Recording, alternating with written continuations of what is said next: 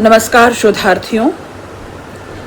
सदी के महत्वपूर्ण कवियों की श्रृंखला में, क्योंकि कहना ज़रूरी है, आज जिस कवि के साथ हूँ मैं, लंबे अरसे से उसे पढ़ना चाह रही थी। थोड़ा बहुत पढ़ा है, कई दफ़ा उनके साथ मंच साझा किया है। अदनान को करीब 16-18 सालों से मैं जानती हूँ। जब जब सुना है उनकी कविताओं में जो बेबाकी है, जो कह सकते हैं कि एक उजास मुझे हर बार उस कविता से बेचैनी पीड़ा को काट कर, बेचैनी पीड़ा की फसल बोकर जो वो उगाते हैं वो उजास है। इसे मैं सिद्ध करूँगी अपनी इन अदनान की 5 कविताओं के द्वारा, इस यात्रा में उनकी सहयात्री बनकर। और शोधार्थियों, आज आपको भी उनकी रचनाओं से रूबरू कराते हुए दरअसल मैं उनके मिजाज और तेवर के बारे में आपको बताना चाहूँगी। अदनान अपने आसपास को इतना सचेत होकर देखते हैं, बल्कि पारखी नज़रों से देखते हैं, और एक क्रिटिक उनके भीतर जैसे मौजूद रहता है जब वो रचते हैं। अपनी कविताओं का एक जो रचना संसार है उनका, उसमें एक क्रिटिक के तौर पर कि हर चीज़ को बड़े शोध धर्मी होकर एक जांच पड़ताल करते हुए अपने इर्द गिर्द को वो चीनते पहचानते हैं। अदनान बहुत छोटी उम्र में ही बहुत सारा अनुभव संसार कमा चुके हैं। वस्तुतः सच्ची कविताओं को रचने के लिए कामासुत होना पड़ता है, और अदनान इस मामले में बहुत सक्रिय हैं। समाज में हर उस कोने अतरे को चिन्हित करते हैं, जो तमाम तरह की साजिशें हैं, जो क्रूर हिंसक चालें हैं, जो छल कपट है, जो छल छद्म का संसार है, अदनान उसको भी अपनी कविताओं में थोड़ा ब्यौरों की तरह, क्योंकि मैंने कहा ना कि शोध धर्मी होते हैं, ऐसा लगता है कि कोई एक निर्भीक पत्रकार घूम रहा हो, अपने इर्द गिर्द की शिनाख्त करता हुआ और अपने आसपास को चिन्हित कर रहा हो। अदनान की कविताओं में वो सारी चीज़ें दर्ज हैं। निश्चित तौर पर अदनान कफील दरवेश आज आपके साथ रचनाकार के रूप में मौजूद हैं। इनका जन्म उत्तर प्रदेश के बलिया जिले के गढ़वार में हुआ। दिल्ली विश्वविद्यालय से इन्होंने कंप्यूटर साइंस ऑनर्स में स्नातक किया। आजीविका अध्ययन और अभ्यास के सिलसिले में लगातार अभी वे दिल्ली में ही रहते बसते हैं। बहुत छोटी सी उम्र से ही इनकी ये पहचान हो गई थी कि इनमें कुछ अतिरिक्त सचेतनता है, अपने इर्द गिर्द को भांपने की, महसूसने की, एक अलग तरह के जुनून का इनके भीतर धीरे धीरे बढ़ते जाना, सतत सक्रिय रूप में, एक सुधी सामाजिक के रूप में, एक सामाजिक सरोकार से जुड़ा हुआ रचनाकार के रूप में और सक्रिय कवि के रूप में अब इन्हें हिंदी समाज पहचानता है, बहुत अच्छी तरह से चिन्हित होते हैं। हिंदी विभागों में, संस्थानों में, अकादमिक तमाम अकादमियों में और आलोचकों, सुधी साहित्य, सुधीजनों, निर्णायकों की नज़र में अब अदनान की कविताएं सामने हैं, साक्षात करती हैं। दरअसल वे अब नज़र में हैं और लोग उन्हें बड़ी उम्मीद से देख रहे हैं। इसी क्रम में उन्हें किबला शीर्षक कविता के लिए भारत भूषण अग्रवाल पुरस्कार से सम्मानित भी किया गया। इनकी कविताओं में एक व्यवरा देखेंगे आप, एक वृतांत, ऐसा लगता है कि कोई कथा चल रही हो। और ये कोई नया एक्सपेरिमेंट नहीं है कविता में कथा का आना। ये हम उदय प्रकाश में भी देखते हैं, ये हम बहुत सारे बड़े बड़े कवियों में देखते हैं, राजेश जोशी में भी देखते हैं। तो एक ब्यौरा अदनान कफील की भी कविताओं में आपको जैसे लगता है कि उनका इर्द गिर्द, उनका समाज, उनका कुटुंब, उनका परिवार, उनके अपने उसमें दर्ज हो रहे हैं। उनमें उपस्थित हैं, वो दिखाई दे रहे हैं। तो इस विशेष रूप में भी हम अदनान को चिन्हेंगे इनकी कविताओं के ज़रिए। अदनान के लिए भी कहा जाता है कि उनकी जो अब तक की प्रकाशित या अप्रकाशित भी बहुत सारी कविताएं ऐसी हैं, वो एक प्रमाण के रूप में हो सकती हैं, एक जीवंत दस्तावेज के रूप में हो सकती हैं कि वो इन्होंने बड़ी छोटी सी उम्र में बहुत सारा अपनी स्मृतियों का समृद्ध संसार बसाया है, और स्मृतियों से ही हम समृद्ध होते हैं निश्चित तौर पे। तो बहुत छोटी सी उम्र में इन्होंने बहुत सारा अनुभव कमाया है और अपने आसपास को अपने भीतर हमेशा के लिए समो लिया है, और इस कम से में इन सारी चीज़ों से गुजरते हुए उनके कवि की गली आगे मुड़ती है।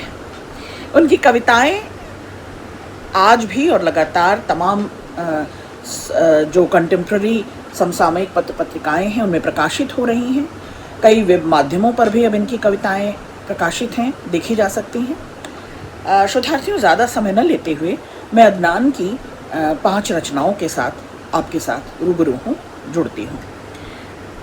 मुझे पहली ही कविता केवल स्त्री होने के नाते नहीं, स्त्री चिंतक होने के नाते नहीं, स्त्री विमर्शकार होने के नाते नहीं, बल्कि स्त्री वो मुद्दा है, इशू है जो अनसुनी रह गई है लगातार। आज भी स्त्रियों पर बात बहुत होती है, पर बात करती हुई स्त्रियां पसंद नहीं आती। तो स्त्रियां जो मुद्दे के रूप में तो ज्वलंत हैं, जिन्हें हर ज़रूरी आयोजन प्रयोजन में बार बार गाया जाता है, लेकिन हंसती बोलती ठहाके लगाती मुखर होती या गाती हुई स्त्रियां किसी भांति हैं। तो स्त्री केवल संबंध नहीं, स्त्री एक समूची दुनिया है जिसे बार बार अनसुना किया गया, जिसका बार बार शोषण हुआ, दलन हुआ, जिसे बार बार हाशिए पर किया जाता रहा। उसकी प्रखर प्रतिभा, उसकी मेधा को देखने के बावजूद, महसूसने के बावजूद उसे लगातार किनारे पर लगाया जाते रहे। तो अदनान एक पुरुष होकर अगर स्त्री को अपनी कविता में रेखांकित करते हैं, चिन्हित करते हैं और उसके साखी बनते हैं, उसकी इस पूरी यात्रा के, उस बेचैनी की यात्रा के साखी बनते हैं, तो ये काबिल तारीफ़ है। मैं इनकी रचना पर आती हूँ। एक स्त्री की हत्या में शामिल हूँ। कुर्सियाँ उल्टी पड़ी हैं, तंदूर बुझ चुका है, आसपास पानी गिरने से ज़मीन काफ़ी हंचाड़ हो गई, पत्तलों के उड़े लगे हुए हैं, जगह जगह डिस्पोजेबल गिलास और दोने बिखरे हुए हैं। कुत्ते पत्तल चाटते चाटते थक गए हैं और अब खेल रहे हैं। तंबू और शामियाने अब उजाड़े जा रहे हैं, चमकदार पर्दे और रॉड उतारे जा रहे हैं। शाम को यहाँ शादी के भोज का एहतराम था, शाम को यहाँ बत्तियों की जगर मगर थी, आदमी बूढ़े जवान और बच्चियों की चहल पहल थी। शाम को यहाँ एक नशा सा फजा में एक उत्साह, एक उत्सव का माहौल था। अब कन्या की विदाई हो रही है। माहौल में एक अजीब उजाड़ सा है, स्त्रियों का सामूहिक दिखावटी विलाप चल रहा है। कन्या रोकर चुप हो गई है। वधू पक्ष के लोग दहेज का सामान और झपोलियां लदवा रहे हैं। सबके पास कोई न कोई काम है। कन्या का पिता बाहर रसोइये की चौकी पर बैठा है। उसकी आंखों में तसल्ली और दुख दोनों की रेखाएं मौजूद हैं। कन्या को दूल्हे की सजी धजी गाड़ी में अब बिठाया जा रहा है। फिर से बिलख रही है। सब उसे सांत्वना दिला रहे हैं। इस वक्त कन्या के मन में क्या चल रहा है, ये तो शायद वह भी नहीं जानती। आज जिस पुरुष की वह स्त्री मान ली गई है, उसे बिल्कुल नहीं जानती। आज उस स्त्री के प्रथम सहवास का दिन है। आज ही एक पुरुष ने उसे बड़ी धूमधाम से खरीद लिया है। आज ही उसकी हत्या होगी। आज ही उसका एक नए घर में पुनर्जन्म होगा। नया साज धाज, नया सजा धजा घर, नया शरीर, नए हाव भाव, नई हंसी, नए विचार, नई संवेदना, इतनी नई कि कुछ दिनों में ही भूल जाएगी। कुछ दिनों में ही भूल जाएगी अपना पिछला जन्म, उस प्रेमी का चेहरा भी जिसे उसने अपने सीने के तहखाने में छुपा दिया था। पिता के घर की देहरी लांघने के बाद ही कुछ महीनों बाद वह शायद माँ बनेगी, वंश वृद्धि करेगी, अपनी औलाद को चूमेगी और ढूंढेगी उसमें अपने प्रेमी का खोया चेहरा। लेकिन ऐसा कभी कभी ही होगा, मैं ये वाकया इसलिए कह रहा हूँ क्योंकि इन सारी चीज़ों का मैं भी गवाह हूँ। लेकिन अब कुछ कहा नहीं जा रहा मुझसे, बस सिर झुकाए खड़ा हूँ क्योंकि मैं भी उस स्त्री की हत्या में शामिल हूँ। शोधार्थियों, अपने पास पड़ोस जिन घरों में रोपी जाती हैं, जिन घरों में जन्म लेती हैं बेटियां, उस घर की रह नहीं जाती, आजीवन खाना बदोश सी जिंदगी बसर करती हैं बेटियां। तो कन्या कन्या कन्या, ये बार बार जो शब्द आ रहा है,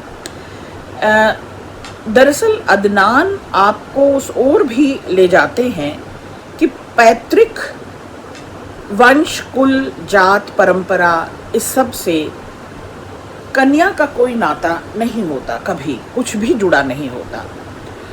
वो जड़ों से उखाड़कर बार बार विस्थापित होने के लिए बेबस है।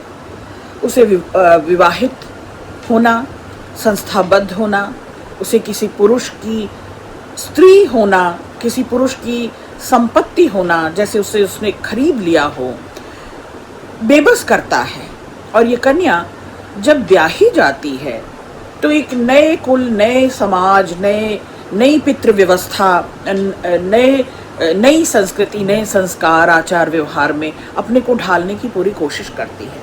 तो उसका जो पुराना होता है वो मर खप चुका होता है और बड़े एक सामाजिक त्योहार मनाकर, एक आयोजन मनाकर, विवाह की धूमधाम कर, शादी की धूमधाम कर दरअसल उसकी हत्या की जाती है। उसके अपने निजी, उसके अपने व्यक्तित्व का, अपनी निजता का, उसके होने का, उसकी हाँ या ना का कोई जवाबदेह नहीं होता और कोई उसकी इच्छा या अनिच्छा की परवाह नहीं होती किसी को। बस वो ब्याह दी जाती है एक ऐसे अननोन, एक अनजाने परिवेश में, एक अनजाने पुरुष के साथ, एक अनजाने परिवार में बंधने के लिए, और वहाँ की कुल मर्यादा और प्रतिष्ठा उससे बांध दी जाती है। तो वो जहाँ जहाँ होती है उसे भरपूर होने, उसे परफेक्ट होने की उससे उम्मीद की जाती है। और अदनान कहते हैं कि इस विवाह में क्योंकि मैं भी शामिल रहा और क्योंकि मैं भी ये देखता रहा कि उसने अपनी स्मृतियों को कैसे धो पोंछ डाला, अपने कड़वे कसैले तल्ख अनुभवों को कैसे पचा गई, जिसका गला ही घोंट दिया उसने, और अपनी ज़रूरतों का, अपनी इच्छाओं, अपनी कामनाओं का, अपने सपनों का, अपने ख्वाब का जैसे उसने गला घोंट दिया। तो इस हत्या में मैं भी शामिल रहा और कन्या का विवाह नहीं हो रहा।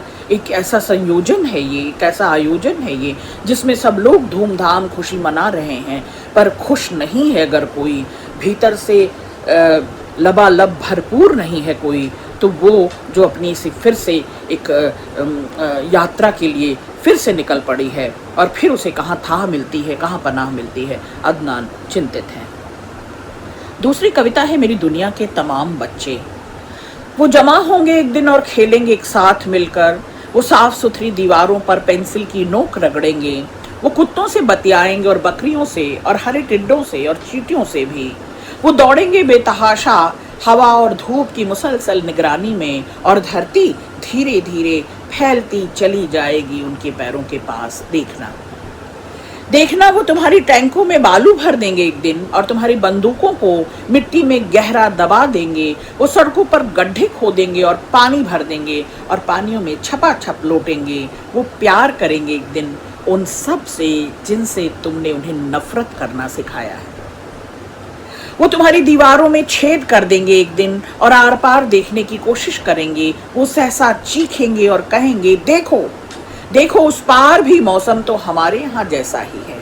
वो हवा और धूप अपने गालों के इर्द गिर्द महसूस करना चाहेंगे, और तुम उस दिन उन्हें नहीं रोक पाओगे। और तुम उस दिन उन्हें नहीं रोक पाओगे। एक दिन तुम्हारे महफूज घरों से बच्चे बाहर निकल जाएंगे और पेड़ों पे घोंसले बनाएंगे। उन्हें गिलहरियां काफ़ी पसंद हैं, वो उनके साथ ही बड़ा होना चाहेंगे। तुम देखोगे जब वो हर चीज़ उलट पुलट देंगे उसे और सुंदर बनाने के लिए, एक दिन मेरी दुनिया के तमाम बच्चे चींटियों, कीटों, नदियों, पहाड़ों, समुद्रों और तमाम वनस्पतियों के साथ मिलकर धावा बोलेंगे और तुम्हारी बनाई हर एक चीज़ को खिलौना बना देंगे। तुम्हारी बनाई, तुम्हारी सोची हुई दुनिया, तुम्हारी फैब्रिकेटेड दुनिया, तुम्हारी अमानवीय दुनिया, जात जमात की दुनिया, धर्म समूह समुदाय की दुनिया, तुम्हारी विभेदक खाइयाँ, तुम्हारे भेदभाव मनमुटाव, तुम्हारी जोड़ घटा, तुम्हारे गुणा भाग, इन सब को मिटाकर धूल धूल कर देंगे। बच्चे अपनी आँखों से देखेंगे, अपनी हसरतों से दुनिया बनाएंगे, अपनी मुस्कुराहटों से सब तरफ रोशनी बिखराएंगे। और बच्चों पर उम्मीदवार हैं अदनान, बच्चों की दुनिया को ही प्रामाणिक दुनिया और बेहतरीन दुनिया मान रहे हैं अदनान, और कह रहे हैं कि ये जो कुटिल समाज है, ये जो स्वार्थी मनुष्य है, ये जो अदना सा आदमी है और बेबस लाचार है, अपने परिवेश से, अपने समाज से, अपने लोगों से ठगा जा रहा है बार बार। ये जो नस्ल पूरी और पूरी जो नई फसल को बर्बाद करने के लिए उतारू है, और ये जो प्रकृति को नहीं पहचानता, ये जो मानवता को नहीं पहचानता, मानव समूह समुदाय को नहीं पहचानता, और छोटे बड़े की आंख में इस गड्ढमड दुनिया को बनाए हुए है, बसाए हुए है, इसको तोड़ फोड़ डालेंगे एक दिन बच्चे। और उम्मीदवार हैं अदनान। अदनान की कविताएं आपको एक अलग ही दुनिया में लेकर जाती हैं, और ऐसा लगता है कि जो चिर प्रतीक्षित है, जिसकी कल्पना हम आप सब करते हैं, बस बेबस हो जाते हैं, खौफ में होते हैं, डरे हुए होते हैं, रसूखदारों से, बड़े ओहदों से, पद प्रतिष्ठा, पैसा, रुतबा वाले लोगों से, और फिर पंग होकर, अपने को समेट कर, अपने पंख को समेट कर, अपनी उम्मीदों को समेट कर बेबस लाचार जिंदगियां ढो रहे होते हैं। अदनान कहते हैं यही एक दिन गिरेगा, टूटेगा, भरभराएगा, और बच्चे माकूल तलाश करते हुए, तराशते हुए एक मुकम्मल सुंदर दुनिया बसाएंगे, बनाएंगे। और मैं यानी अदनान उन बच्चों की उस इच्छा के साथ, कामना के साथ अपनी कविता को भरपूर सुंदर रंग, बड़े कैनवास की कविता है ये, सुंदर रंगों से रंग देते हैं। एक अगला कविता, वरना मारे जाओगे। मुझे राजेश जोशी की कविता याद आई इसे पढ़ते हुए बार बार, पर अदनान ने रघुवीर सहाय को याद करते हुए ये कविता लिखी है। मत भूलो कि तुम मुसलमान हो, बस लोगों को छलावा देते रहो कि तुम मुसलमान नहीं हो, वरना मारे जाओगे। राह चलते ख्याल रखो कि कहीं तुम्हारी कमीज से मुसलमान होने की बू तो नहीं आ रही। ख्याल रखो किसी से बहस करते हुए, कुछ बोलते हुए, कुछ करते हुए, यहाँ तक कि हंसते और रोते हुए भी, कि कहीं तुम मुसलमान तो नहीं लग रहे, वरना मारे जाओगे।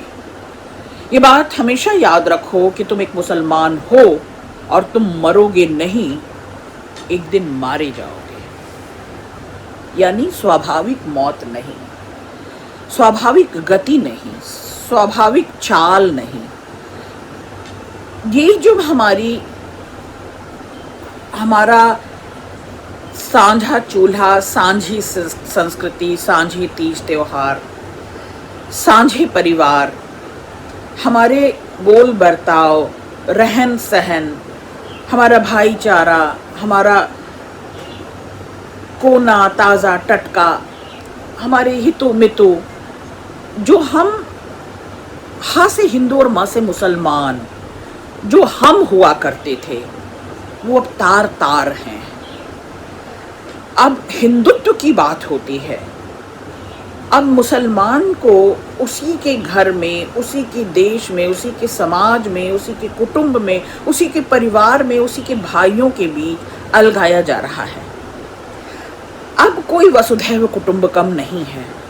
अब वसुधा पर वहाँ जन्म लेने वाले इन मुसलमानों को इसी प्रकृति में जो जन्मे, जो इसी देश, इसी परिवार का हिस्सा है, ज़रूरी हिस्सा है, हम होते हैं। हमारी मैं की मैं टूटती है, तू टूटती है, और तब हम होते हैं। हम कबीर के वंशज हैं, हम फ़कीर हैं, और हम जिनके वंशज हैं उन्होंने तो यही सिखाया था कि हमें कोई बैर भेद नहीं, कोई ईर्ष्या द्वेष नहीं, हम एक ही की संतान है, एक नूर ते सब जग उपजा। लेकिन ये जन्म लेते ही देह धरे का दंड है कि जन्म लेते ही हम बट गए।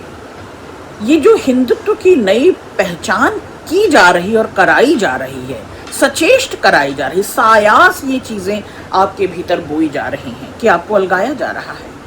हमारी एक कौम को, हमारी एक नस्ल को, हमारे ही बीच, हमारे ही भाई बंधु को एक उसकी अलग से शिनाख्त हो रही है उसे, और हम बाखबर हैं, हम सब इन चीज़ों को जानते हैं, और मौके बेमौके हमारी ये टीस, हमारी ये चुभन, हमारा ये दर्द जाहिर हो जाता है। अदनान उसी दर्द को यहाँ बयां करते हैं कि आपका हिस्सा हम हुआ करते थे। ये हिंदू मुसलमान का हम जब से टूटना शुरू हुआ, विभाजित हुआ, मतभेद तो दो सगे भाइयों में होना कोई बुरी बात नहीं है, मत का होना, अपने ओपिनियन देना, अपनी वैचारिकता रखना कोई बुरी बात नहीं है। लेकिन मनों का टूटना, छीजना, बिखर जाना, टुकड़ों में बट जाना, इसने बहुत नुकसान पहुंचाई है मानवीय संस्कृति को। शोधार्थियों, ये कविता और इसकी जैसी ही एक और कविता मैं पढ़ूंगी तो बात पूरी होगी। तो ये जो हमारे मुसलमान भाइयों को अलग से शिनाख्त किया जाता है, उठना बैठना, रहना सहना, चलना बोलना, और बहुत बार तो अवांछित रूप से बहुत उन्हें अनवांटेड फील कराते हैं। जब आप अनवेलकम फील कराते हैं तो उन्हें अपने ही घर में विस्थापित होते हुए, अपने ही घर में परायेपन का जो बोध होता है, जो एलियनेशन होता है, उस एलियनेशन की पीड़ा वही समझ सकता है जो अपने रूट से बार बार उखाड़ा जा रहा है, नोच कर फेंका जा रहा है। एक दूसरी कविता बिल्कुल इसी से जुड़ी हुई है, तो मैं इस कविता को भी पढ़ना चाहूँगी आपके बीच। एक दिन जब सारे मुसलमान इस धरती की तहों में सो जाएंगे या सुला दिए जाएंगे। आप देख रहे हैं, एक तरह का खौफ है, एक तरह का आतंक है, विभत्स स्थिति बन रही है। ये भयावह है हमारी संततियों के लिए। ये सुख चैन अमन सुकून की बात कौन करे, हम की बात कौन करे, आदम की बात कौन करे। तो ये जो जिस तरह का खौफ पूरे इन्वायरमेंट को बर्बाद कर रहा है, आप देखें इस कविता में आपकी रूह तक जाएगी ये कविता। एक दिन जब सारे मुसलमान इस धरती की तहों में सो जाएंगे या सुला दिए जाएंगे, दुनिया से सारे कुरान उठा लिए जाएंगे और जला दिए जाएंगे, और सारी टोपियां अंतरिक्ष में खो जाएंगी। एक दिन 5 बार सर पटकने वाली कौम फना हो जाएगी, और जब आधा लखनऊ, आधा दिल्ली, आधा कानपुर, आधा बनारस, आधा पटना, आधा कलकत्ता खाली हो जाएंगे, और सारे कहे, सारे छेड़, तमाम अहले सुखन और रसूलन बुआओं, अजीजन दादियों, नुरुल चाचाओं, सकीना बहनों और सारे महमूद भाइयों से ये दुनिया हमेशा हमेशा के लिए खाली हो जाएगी। उस दिन मेरे अजीज भाई, मेरे बच्चे, देखना तुमने क्या खो दिया, तुमने क्या खो दिया। ये आधा जिससे हम पूरे होते हैं, जिससे मिलकर हम होते हैं, ये हमारा आधा, आधी दुनिया, आधी आबादी, हमारा आधा मन, आधा तन, एक आंख, एक कान, एक हाथ, एक पैर अलग तोड़कर रख दिया जाएगा, तो हम पूरे बचेंगे क्या? उनके न होने से, उनके संग साथ न होने से हम भी तो आधे अधूरे हो जाएंगे। लेकिन ये सोच कितनों में आएगी, ये समझ कितनों में आएगी, हम किस ओर बढ़ रहे हैं, हम कौन हुआ करते थे और कौन होने पर उतारू हैं, ये सोचने के लिए विवश करते हैं अदनान। बहुत शुक्रिया।